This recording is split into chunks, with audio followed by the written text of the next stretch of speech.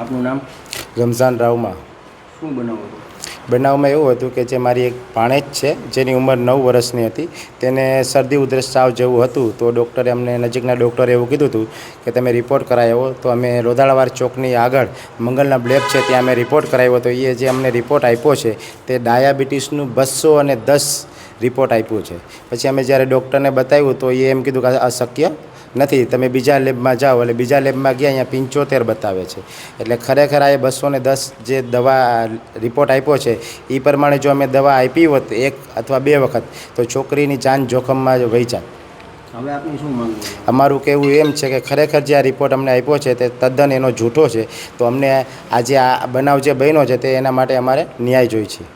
આગળ શું કાર્યવાહી કરશો? અમારે કાયદાકીય કરવું છે. બને ત્યાં સુધી અત્યારે અમે પોલીસને ફરિયાદ કરવી છે અને ગ્રાહક સુરક્ષામાં જઈ અને હું ન્યાય માંગીશ.